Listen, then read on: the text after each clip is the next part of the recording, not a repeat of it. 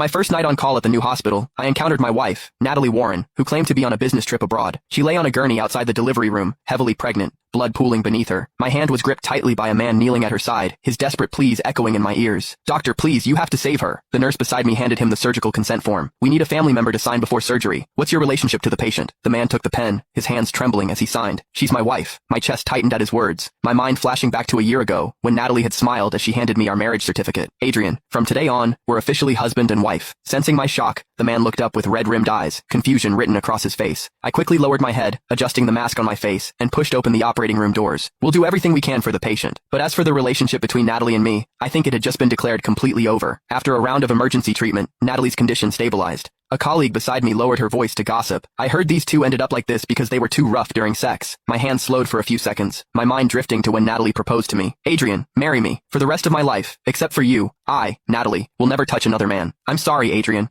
I accidentally got a gynecological condition. The doctor said we can't have sex. Just wait a bit longer." I believed her. I was now saving her soon-to-be-born child. So it wasn't about physical discomfort, it was simply because she didn't love me. The surgery ended smoothly. I held the newborn baby in my arms. When I opened the operating room door, the man waiting outside immediately stood and rushed over. "How's Natalie?" I looked at the man before me, recalling the name he'd signed on the consent form. Ethan Shaw. A complete stranger. Natalie had never mentioned him before. I handed him the baby and offered my congratulations. "Congratulations. The surgery went well. Mother and daughter are both safe." Ethan's tense expression visibly relaxed. He seemed about to say something more when Natalie's gurney was wheeled out from behind me. "Ethan." She lay on the bed, extremely weak. Ethan immediately brushed past me, rushing to her side. Natalie touched the baby with one hand and held Ethan's hand with the other. "Ethan, our baby looks so much like you. When she grows up, she'll be just as handsome as you." I clenched my fists. Elena Hayes had just finished surgery, and I'd just been transferred to this upper-level hospital. This wasn't the right time or place to tear away this facade. After regaining some strength, her gaze fell on me. "Thank you so much, doctor. May I ask your name?" Natalie didn't recognize me. I stared into her eyes, trying to find a trace of guilt. "My surname is Smith. Just call me Dr. Smith." Ethan quickly diverted her attention, and she didn't spare me another glance. As soon as I returned to the on-call room, my phone vibrated in my pocket. I slid to answer, and Natalie's voice came through. "Adrian, there's a sudden emergency at the company. I might not be able to come back for a while." My silence made Natalie misunderstand, thinking I was sulking, so she continued talking. "Be good. When I'm done here, I'll definitely make time for our honeymoon trip." Natalie, before she could finish, Ethan's call and the baby's crying sounded on the other end of the line. "Gotta go." Natalie hastily hung up the phone. I made a phone call. "Send me the marriage certificate from the study cabinet.